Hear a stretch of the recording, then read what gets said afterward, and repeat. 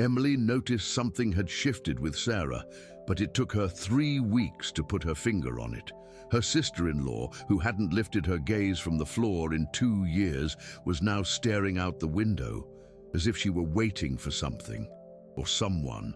And if you think this is just another story about medical miracles, you're wrong. Because sometimes, miracles don't come from expensive hospitals. They come from hands that never asked for recognition. Let me tell you what happened in that house, and why Emily Carter, owner of 12 luxury hotels, ended up weeping in the hallway of her own mansion. Because there are things that money just can't buy, but there are people who give them away for free.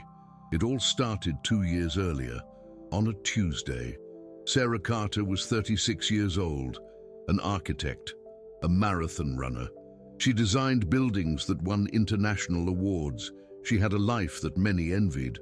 That Tuesday, she was presenting the most important project of her career, a $60 million residential complex. She'd slept only 3 hours in 2 weeks. The stress was unbearable. At 11:47 in the morning, in the middle of her presentation, Sarah felt a sharp pain on the left side of her head. She tried to keep talking, but the words wouldn't come. Her right arm stopped responding, and the last thing she saw before collapsing was the ceiling of the boardroom. Ischemic stroke. The right side of her body was completely paralyzed. The doctors did everything they could: surgery, intensive therapies, rehabilitation at the best medical centers in the city. Michael, her husband, spent all his savings. Emily, her older sister, paid bills that exceeded $200,000 a month. 6 months. 12 months. The doctors started using a word that Sarah hated to hear: permanent. "The therapeutic window has closed," they said. "There's nothing more we can do. We're sorry." Sarah was confined to a wheelchair, dependent. The right side of her body was just dead weight. She couldn't walk. She couldn't use her right hand.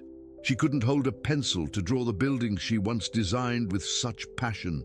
And something worse than the paralysis began to grow inside her: hopelessness.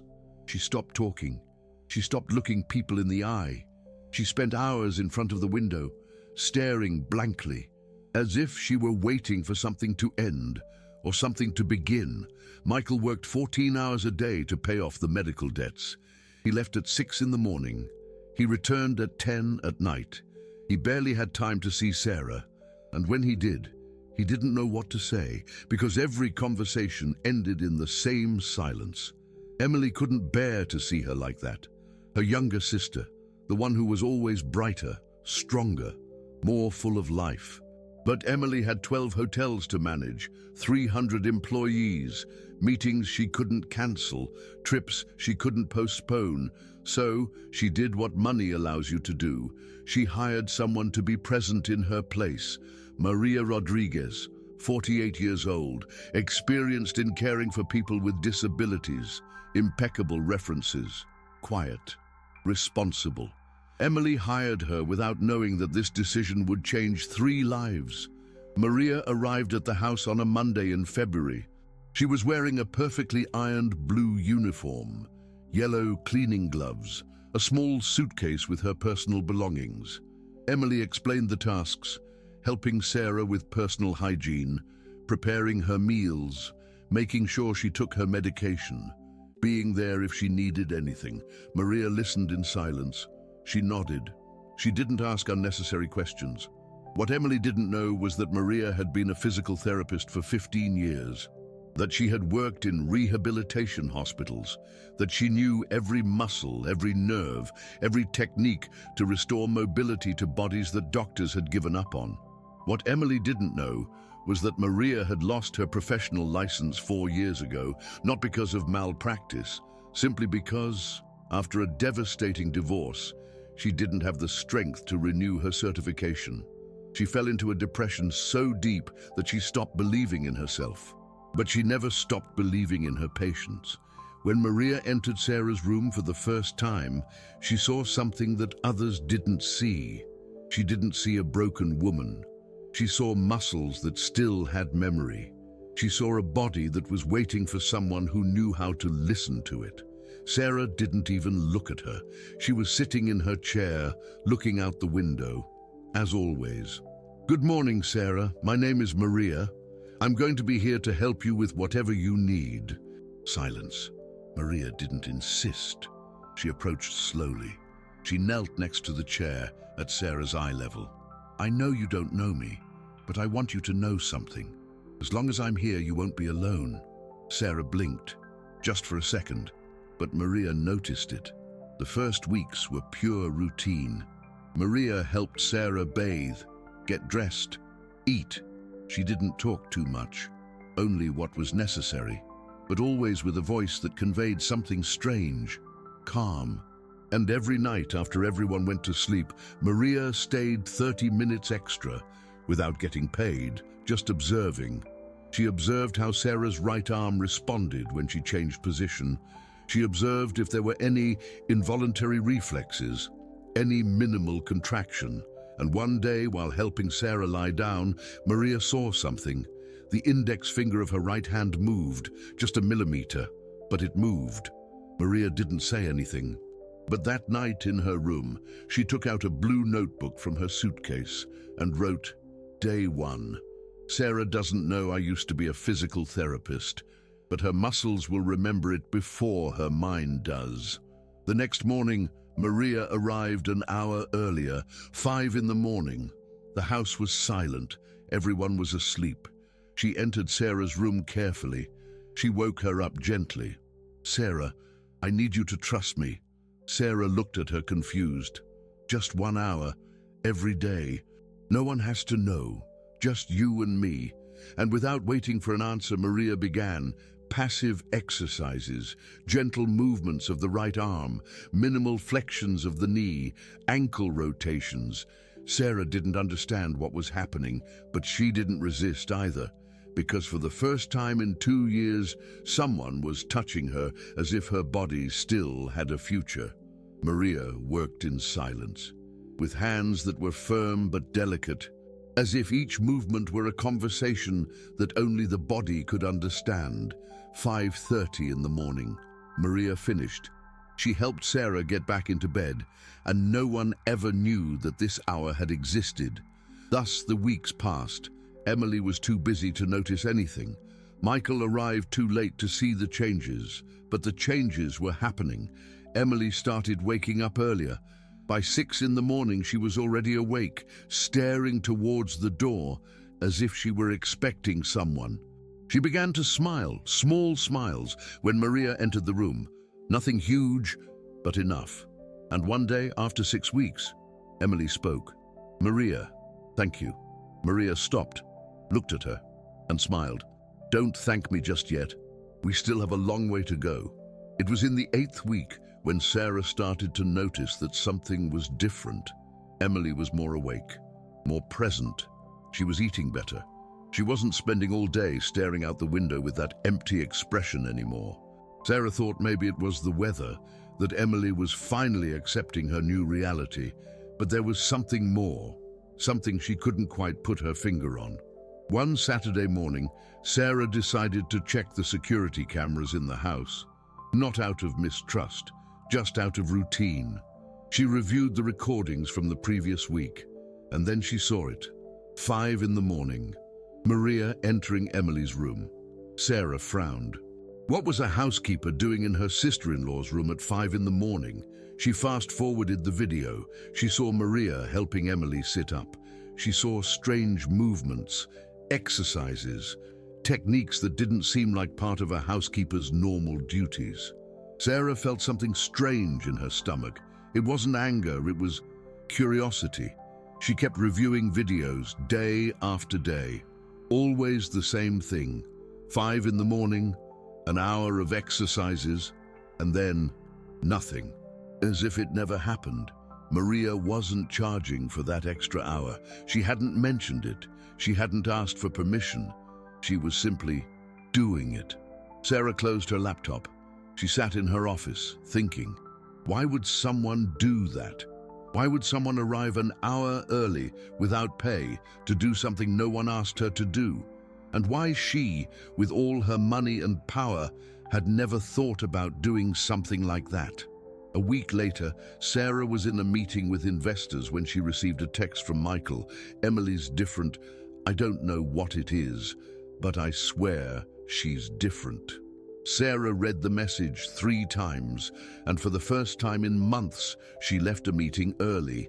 She arrived home at 3 in the afternoon. Normally, she arrived at 9 at night. The house was silent. She walked upstairs slowly. She approached Emily's room. The door was ajar, and then she heard something she hadn't heard in 2 years. Her sister's laughter. Sarah pushed the door open a little further and saw Maria sitting next to Emily, showing her photos on her phone. Photos of her daughters. Emily was smiling, a real smile. Sarah stood there, in the hallway, watching. She felt something she didn't expect to feel. Shame, because a housekeeper was doing what she, the sister, never had time to do, being present. That night, Sarah couldn't sleep. She thought about the last 2 years, about all the bills she had paid, about all the doctors she had hired, about all the money she had spent, and she realized that she had never asked Emily how she really felt, because money can pay for treatments, but it can't pay for presence. If you've ever felt like you did everything you could for someone, but something was still missing, stick with me, because what's coming next will change the way you see love. The next morning, Sarah did something she hadn't done in years. She canceled all her meetings for the day. She stayed home. At 5:15 in the morning, she walked downstairs silently. She hid in the hallway near Emily's room, and she waited. 5:30 on the dot. The front door opened. Maria entered. In her blue uniform, her yellow gloves, she walked upstairs, entered Emily's room. Sarah approached slowly, stood by the door, and peered through the crack. Maria was helping Emily sit on the edge of the bed, with expert movements. Professional. "Good morning, my queen. Ready to work?" Emily nodded. There was something in her eyes. Something Sarah hadn't seen in years. Hope. Maria began with passive exercises. She flexed Emily's right arm, slowly, with precision. 1, 2, 3, breathe. 4, 5. Then she moved on to the leg. She lifted Emily's right leg, bent it at the knee, extended it. Sarah watched in silence, and then she understood. Maria wasn't just a housekeeper. She was a therapist. But why hadn't she said anything? "Let's try something new today," Maria said. She took 2 old chairs out of the closet, placed them facing each other, a yard apart. She took a broomstick and taped it between the 2 chairs. Improvised parallel bars. Sarah felt her heart beat faster. "Emily, today you're going to stand up." Emily's eyes filled with fear. "I can't." "Yes, you can. I'm not going to let go of you." Maria helped Emily get out of bed. She held her tightly. Step by step, she led her to the makeshift bars. "Hold on here with both hands." Emily put her left hand on the bar. Maria placed her right hand there too. "Now, let's try to get your right leg to remember what it feels like to stand." Maria held her by the waist, firmly, safely. 1, 2, 3, up. Emily trembled. Her body fought against itself, but she stood up. For the first time in 2 years, Emily Carter was standing. Tears streamed down her face. Maria was crying too. You're doing it, my queen." Sarah in the hallway covered her mouth with her hands.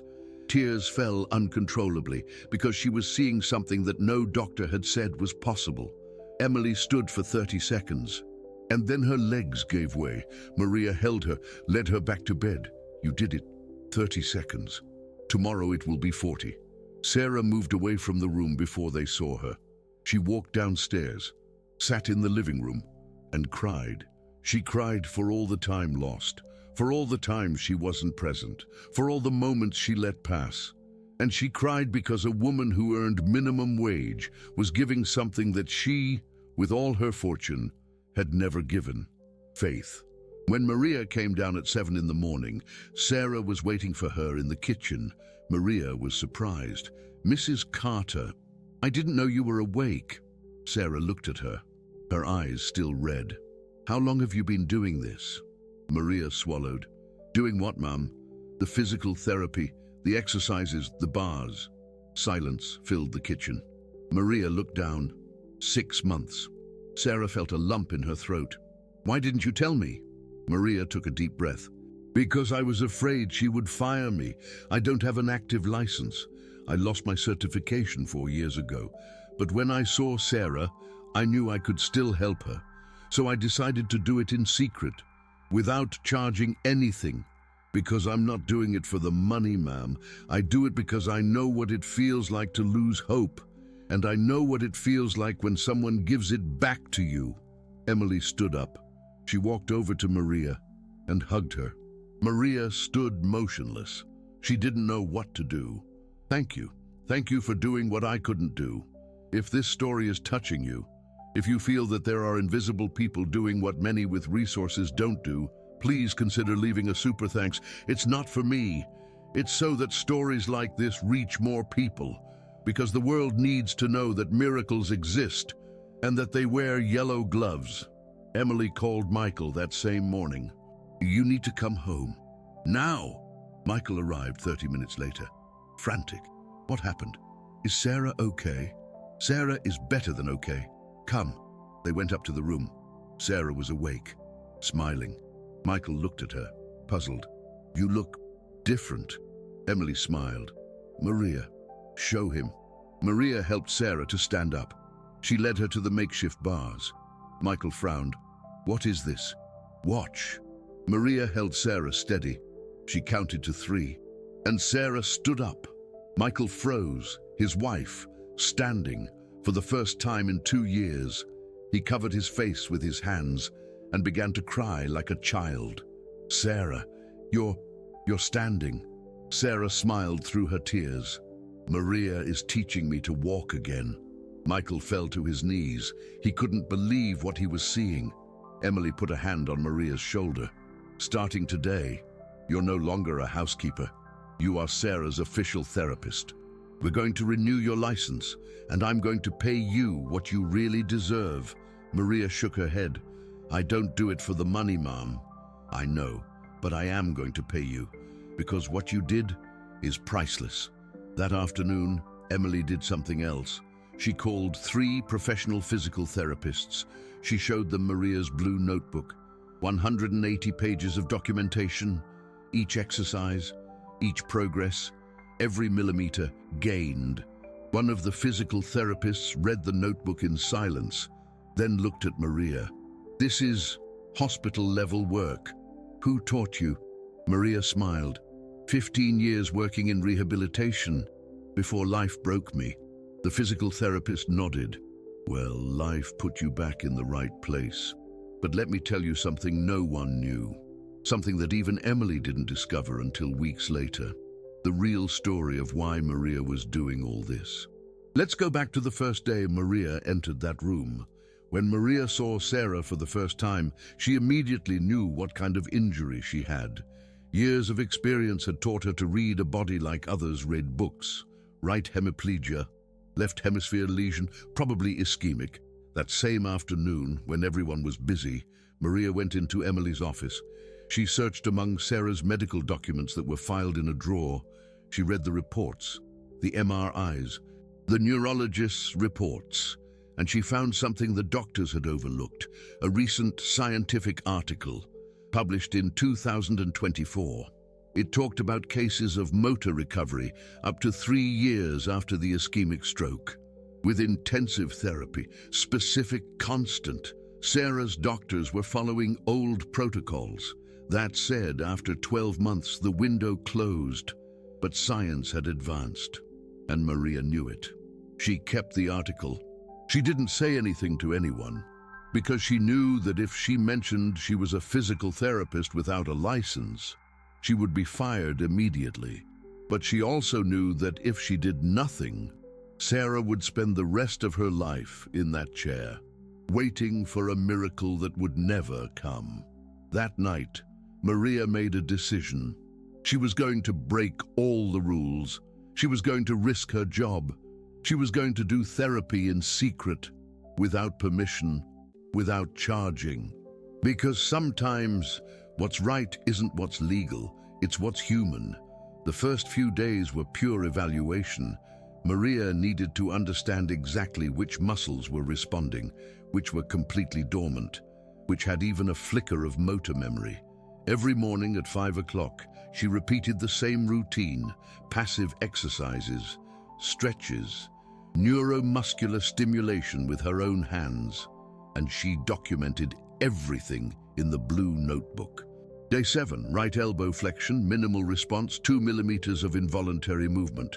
Day 12, wrist rotation, muscle resistance decreasing. Day 23, index finger moved a full millimeter when stimulating the median nerve. Maria knew it was working, but she needed more time, more intensity. So she started arriving even earlier. 4:30 in the morning, 90 minutes of therapy, every day, without missing a single one, and Sarah began to believe.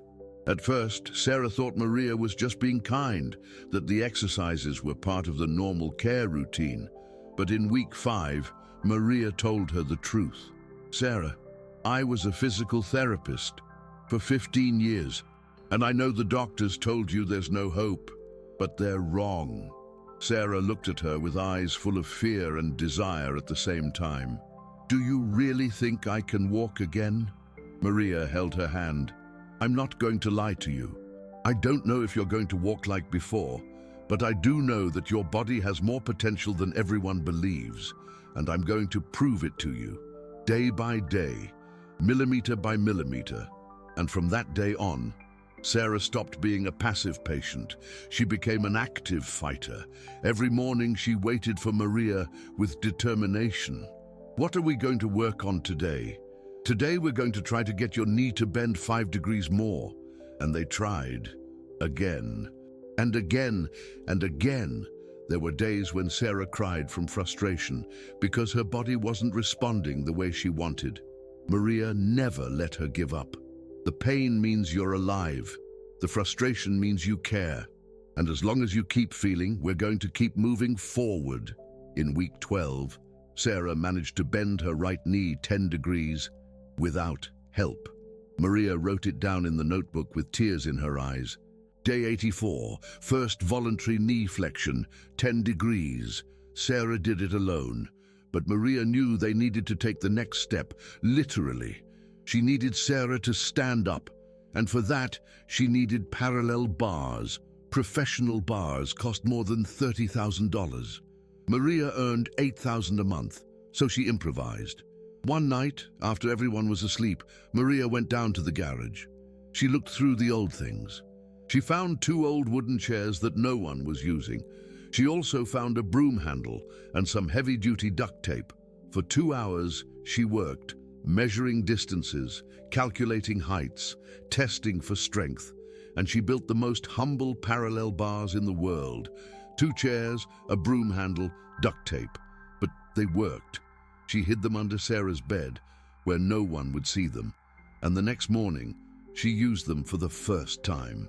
That was the day Emily saw them on the security cameras, the day everything changed.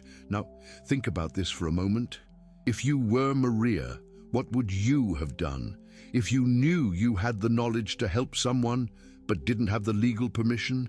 If you knew you could lose your job, would you have risked it all, or would you have looked the other way? Don't lie to me, because that answer says more about you than you think. After Emily discovered everything, things moved quickly. Emily didn't just renew Maria's license, she hired lawyers to speed up the process. She paid for refresher courses.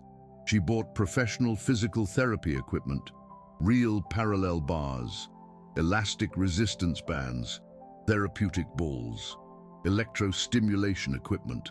Sarah's room was transformed into a complete rehabilitation center. But Maria kept the makeshift bars, the 2 chairs, the broom handle, the duct tape. She kept them under the bed. As a reminder that miracles don't need money. They just need hands that believe. Michael started coming home earlier from work. Emily started canceling meetings to be present at the therapy sessions. And together, they watched Sarah do the impossible. 30 seconds standing, then 40, then 1 minute, then 2. And then, on a Tuesday in July, 6 months after Maria started the secret therapy, something happened that no one expected. Sarah lifted her right leg, 2 inches off the ground, and moved it forward. 1 step, the first step in 2 years. Maria screamed, Emily screamed. Michael, who was watching via video call from his office, started crying so hard that his colleagues thought someone had died. But it was the opposite. Someone was coming back to life. Sarah took that step, and then another, and then she stopped, trembling, exhausted. She fell into Maria's arms. "I did it. I did it. You did it, my queen. And this is just the beginning." Emily, who was recording everything on her phone, watched the video that night. She watched it once, and again, and again. And every time she watched it, she cried. Because for 2 years, she had paid millions of dollars for medical treatments that didn't work. And a housekeeper, with 2 chairs and a broom handle, had achieved what no hospital could. That night, Emily wrote something in her personal journal. "Today I learned that money can buy medicine, but it can't buy miracles. Miracles come from people who love without expecting anything in return." The following months were intense. Maria worked with Sarah 3 hours a day, no longer in secret. Now, with the full support of the family, 1 step became 5, 5 became 20, 20 became 100. Sarah walked with the help of a walker, slowly, with effort, but she walked. And each step was a victory against a diagnosis that said, never again. Maria changed too. Her salary tripled, but she still arrived at 5 in the morning because she never did it for the money. Her 2 daughters received full scholarships to college, courtesy of Emily. When Maria found out, she knelt in front of Emily and cried, "You didn't have to do this, Mom." Emily helped her up. "You didn't have to save my sister, but you did. Now let me do what I should have done from the beginning, value the right people." But there was something more that Emily wanted to do. One day she called Maria to her office. "I have a proposal. I want you to think carefully before answering." Maria sat down, nervous. "I want to create a home rehabilitation program for people who, like Sarah, were abandoned by the medical system, people who were told that there is no hope." Maria listened in silence.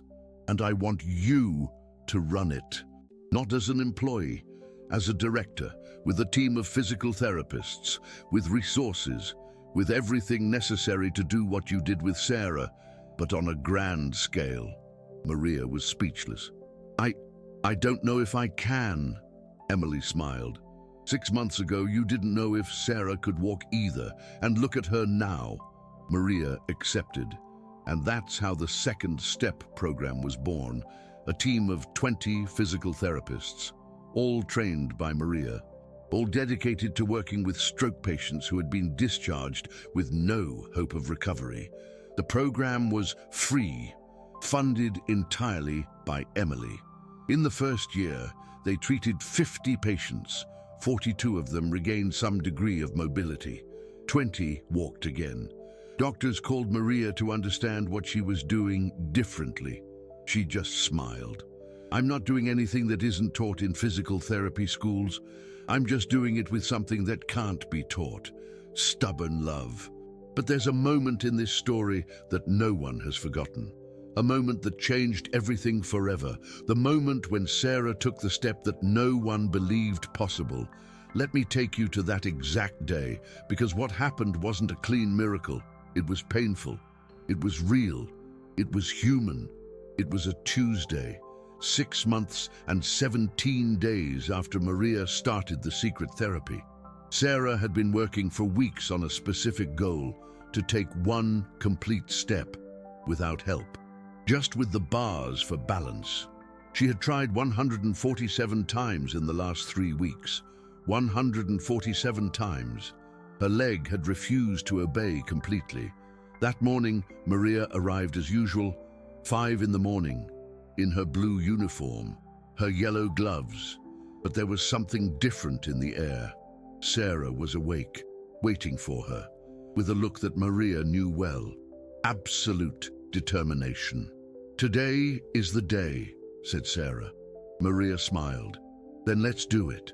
Emily, who was now always present at the morning sessions, was sitting in a corner of the room, silently, watching. Michael had connected via video call from his office, like every morning. Maria helped Sarah stand between the bars. Sarah grabbed the bars with both hands, her left hand tightly, her right hand with all the little strength she had regained. "Breathe," said Maria. "Your body knows what to do. You just have to trust." Sarah closed her eyes, took a deep breath, and then she lifted her right leg, 2 centimeters, 5 centimeters, 10 centimeters off the ground. The room was in complete silence. No one was breathing. Emily moved her leg forward, trembling, fighting against every damaged nerve, against every muscle that had forgotten how to function. And she lowered it, 1 step, a complete step, 8 inches forward. Sarah stood up, her hands covering her mouth, tears streaming down her face. Michael, on the video call, shouted, a shout of joy so loud that his office mates came running in to see what was happening. Maria knelt in front of Emily, crying. "You did it! You did it, my queen!" Emily couldn't speak. She just cried. Her body trembled from the effort, but then she did something that no one expected. "I'm going to take another one." Maria looked at her. "Emily, you already did it. You can rest." Emily shook her head. "I've waited 2 years for this moment. I'm not going to stop at 1." And she lifted her leg again. 2nd step, 6 inches. 3rd step, 4 inches. 4th step, 3 inches. And on the 5th step, her legs couldn't take it anymore. She collapsed. Maria caught her, held her in her arms. Emily was crying, but she was smiling. 5. I took 5. And Maria, holding her, cried with her. Sarah ran towards them, knelt down and hugged them both, the 3 of them, on the floor, crying. Embraced, Michael from the video call just repeated over and over, "I love her, I love her, I love her so much." That video became the most prized treasure of that family. 34 seconds of recording. Emily taking 5 steps, falling, being held by Maria, Sarah joining the hug. Sarah had it framed. She put it in her office, and every time she had a difficult meeting, she looked at it and remembered that the impossible is only impossible until someone decides to believe. If you pause this video here, I understand, because there are stories that are not meant to be listened to in the background. They are meant to be felt. And if this moved you even a little bit, leave me a super thanks, because these stories need to be told, and you are part of them, reaching those who need to hear them. The following days were a roller coaster. Emily was euphoric. She wanted to walk all day. She wanted to make up for all the lost time at once. But Maria knew that the body has limits. "My queen, we have to go slowly. Your body is learning something that it forgot for 2 years. We can't force it." Emily, for the first time, got annoyed. "I haven't walked in 2 years. I don't want to go slowly." Maria sat in front of her, took her hands. "Listen to me carefully. 5 steps today, 10 steps tomorrow, 100 steps in a month. But if you rush, you can hurt yourself and go back to 0. Trust me, as you have trusted until now." Emily took a deep breath and nodded. "Okay, at your pace." And so it was, day after day. Emily added steps, added meters, added strength. A week after the first step, she walked 20 steps in a row. 2 weeks later, she walked with a walker to the kitchen, 30 meters. A month later, she went down the stairs, with help, but she went down. And each achievement was documented by Maria in a new notebook, the red notebook. Day 202, 20 steps without help. Day 215, went downstairs with a walker, 12 steps. Cried with joy. Day 230, walked to the garden 70 meters, sat on the grass, said she had forgotten how the sun felt on her skin, but not everything was linear progress. There were bad days. Days when Emily's body didn't respond. Days when frustration was stronger than hope. One day, Emily couldn't take a single step. Her legs simply wouldn't respond. She cried for an hour.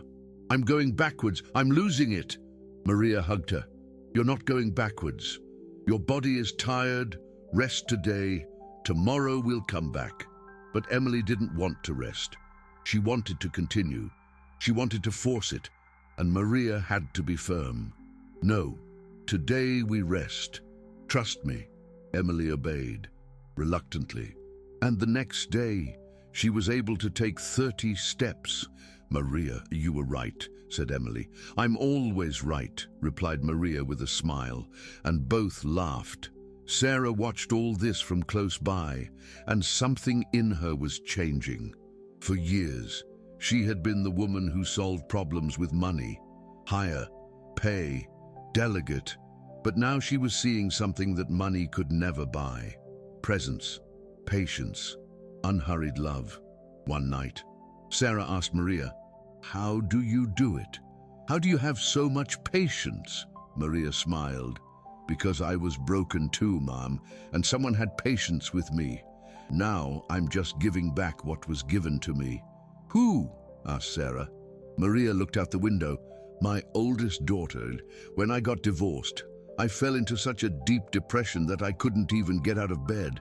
My daughter, who was 14 years old, she took care of me. She fed me. She forced me to bathe. She told me every day, 'Mom, I know you can't now, but I'm going to be here until you can again.'" Sarah's eyes filled with tears. "She saved me, and when I saw her take care of me with so much love, without judging me, without rushing me, I learned what it really means to love someone. It's not fixing, it's accompanying." Sarah hugged Maria. "Thank you for teaching me that." 3 months after the first step, Emily walked 100 meters with a cane, but without anyone's help. She walked from her room to the garden. She sat on the bench where she used to sit before the ischemic stroke, and she cried. But this time, they weren't tears of pain. They were tears of victory. Sarah sat next to her. "How do you feel?" Emily smiled through tears. "Like I'm human again." Sarah took her hand. "You never stopped being one. You just needed someone to remind you." That afternoon, Emily did something she hadn't done in 2 years. She took a pencil and drew. It wasn't a complete architectural project, just a sketch, a small house, with ramps, with wide doors, designed for people in wheelchairs. Maria saw the drawing and smiled. "What is it?" Emily looked at her. "My next project. I'm going to design accessible homes for people like me who can't walk like before, but who deserve to live with dignity." Maria felt her heart swell. "That's beautiful, my queen," and Emily smiled. "I'm going to call it Project Maria." Maria shook her head. "No, call it Project Second Step, because we all deserve one." 4 months after the first step, Michael came home earlier than ever. He was holding something in his hands, a box wrapped in gold paper. Emily looked at him strangely. "What's that?" "Open it." Emily opened the box, and inside there was a pair of sneakers, blue ones, her favorite ones, the same ones she used to wear when she ran marathons. Michael knelt down in front of her. "I know you can't run right now, and maybe you'll never run like you used to, but I want you to have these as a reminder that the woman who conquered 26.2 miles is still here, and if she could do that, she can do anything." Sarah cried. She hugged Michael tightly. "I love you. Thank you for never stopping believing." And Michael, also crying, responded, "I never could. You're the strongest person I know." That night, Sarah put the sneakers next to her bed, and every morning, before starting therapy with Maria, she looked at them, and she reminded herself, if I took 5 steps after they told me I never would again, then I can handle anything that comes my way. 6 months after that first step, something happened that no one expected. Sarah walked 650 feet without a cane, just with Maria walking beside her. It was slow, it was unsteady, but she did it.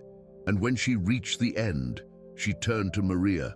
I want to try something. What, my dear? I want to run. Maria looked at her seriously. Sarah, your body isn't ready for that. I know, but I just want to try just 1 step at a jogging pace. Maria hesitated, but she saw the determination in Sarah's eyes. 1, and if I feel you're going to fall, I'll stop you. Deal. Sarah braced herself. She took a deep breath, and she took a quick step, faster than walking. It wasn't exactly running, but it was more than walking. Her right leg responded unsteadily, but it responded. And Sarah laughed. She laughed like a child. Maria steadied her before she could fall. You did it! You took a jogging step! Sarah, between laughter and tears, said, I'm going to run again. I don't know when, but I'm going to do it.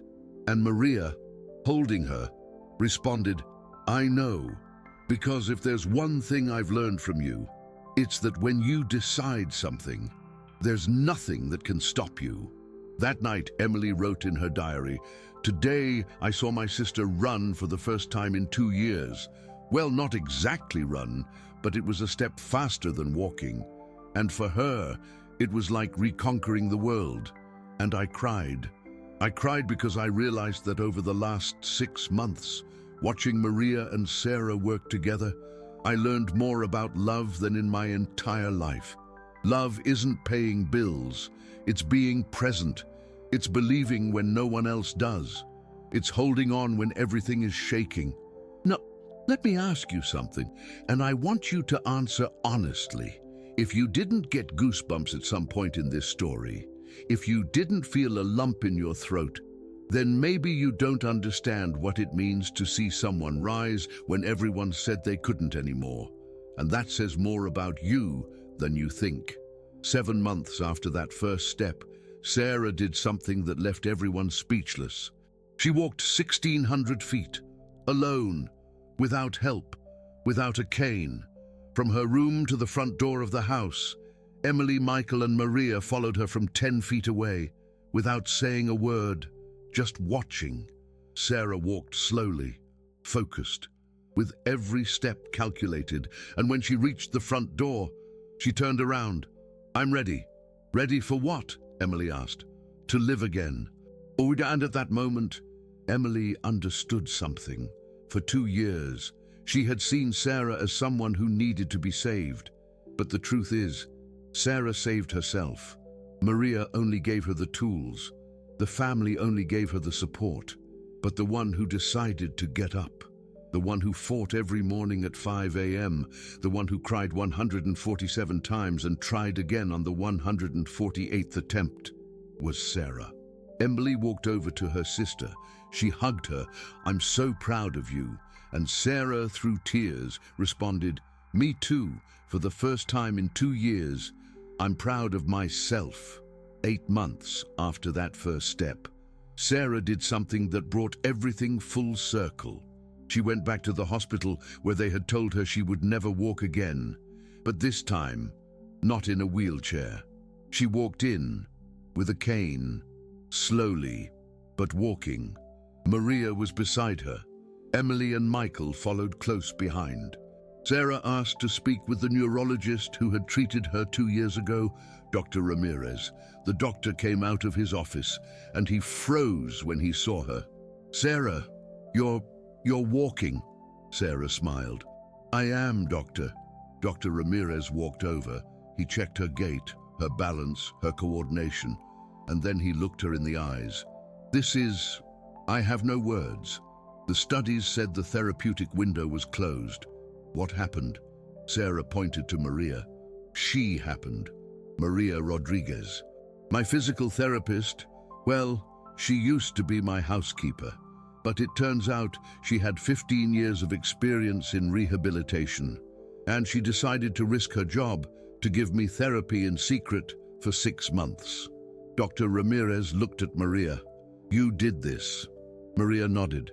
With all due respect, Doctor, old protocols say the window closes in 12 months, but the science of 2024 shows that with intensive therapy, you can recover mobility up to 3 years after the ischemic stroke. Only no one's applying that science because it's expensive and it requires time and dedication, and I had all 3. Dr. Ramirez extended his hand. I don't know if what you did was orthodox, but it worked. And as a doctor, I can only say thank you, because you just taught me something I had forgotten, that medicine isn't just science, it's also faith. Maria shook his hand. And love, Doctor. Above all, love. That afternoon, Dr. Ramirez called Maria to his office. He made her a proposal. I want you to work with us, in the rehabilitation department, not as an employee, as a consultant, to teach our team what you did with Sarah. Maria smiled. I already have a job, Doctor. I run the Second Step program. I know, and I'm not asking you to leave it. Just come once a month to train our therapists. Because if you achieve this with 2 chairs and a broomstick, imagine what we could achieve with hospital resources and your method. Maria accepted. And so, the Second Step program expanded to 5 hospitals. 9 months after that first step, Sarah finished her first architectural project post-ischemic stroke, a completely accessible house, designed for people with reduced mobility, but without feeling like a hospital. It was beautiful, functional, dignified. She presented it at a conference of architects, and when she stepped onto the stage, walking with a cane, the whole room stood up, because everyone knew her story. My name is Sarah Carter. 2 years ago, I suffered an ischemic stroke that left me paralyzed on my right side. The doctor said I would never walk again, and for a long time, I believed them. She paused. But then, a housekeeper named Maria Rodriguez walked into my life, and she taught me that miracles don't come from expensive hospitals. They come from hands that believe when no one else does. The room erupted in applause. Emily continued. This project is called Second Step, and it's my way of saying to every person who's in a wheelchair right now, your story is not over. It's just waiting for someone to believe in you. And if no one else believes, believe in yourself, because I did, and I'm here. When the presentation ended, Maria was in the front row, crying. Emily stepped down from the stage, walked right to her, and embraced her. None of this would exist without you. Maria shook her head. All of this existed in you. I just helped you remember it. A year after that first step, something happened that no one expected. Emily ran. It wasn't a marathon, not even a kilometer. It was 100 meters, but she ran it. It was in the park where she used to train before the ischemic stroke. Sarah, Michael, and Maria were there, watching. Emily put on her blue sneakers, the ones Michael had given her. She stretched, took a deep breath, and started to run. Her right leg responded. Not perfectly, but it responded. 50 meters, 70 meters, 90 meters, and at the 100-meter mark, she stopped. She raised her arms to the sky and shouted, a shout of victory, of freedom, of life. Maria ran to her and hugged her tightly. You did it, my queen, you did it. And Emily, through tears and laughter, and said something that no one would ever forget. A year ago, taking one step was impossible. Today I ran 100 meters, and if that doesn't tell you that miracles exist, I don't know what will. Sarah filmed everything, and that night, she posted the video on her social media with a simple message. A year ago, my sister took her first step after the doctor said never again. Today, she ran 100 meters, and it's all thanks to a housekeeper who decided to risk everything to give her back hope. If you believe in miracles, share this, because the world needs to know that they exist. and that they come from the most unexpected hands. The video went viral, 3 million views in a week, and with that, hundreds of families with similar cases started contacting the Second Step program. This story shouldn't have to exist, because in a just world, the doctors would have kept trying. The hospitals would have applied the latest science, and no one would have had to depend on a housekeeper to save a life. But we live in this world, where miracles come from imperfect hands, from people without diplomas on the walls, from love that doesn't ask for permission. And if this story reminded you that it's worth believing, leave me a super thanks, because stories like this need to reach more people. 2 years after that first step, the Second Step program had grown beyond imaginable. 200 patients treated, 120 with significant recovery, 50 were walking again. Maria was leading a team of 40 physical therapists, all trained in her method, all committed to the same philosophy: never give up. Sarah had invested $10 million in the program, but for her, it was the best investment of her life, because it gave her back something that no hotel ever could: purpose. She reduced her time as CEO to 50%. The rest of the time she dedicated to the program and to being present with Emily. Michael went back to working normal hours. The medical debts were paid, courtesy of Sarah, and now he had time for what really mattered: being with his wife. And Emily was living again, not exactly like before. Her right leg never fully recovered its mobility. She walked with a slight limp.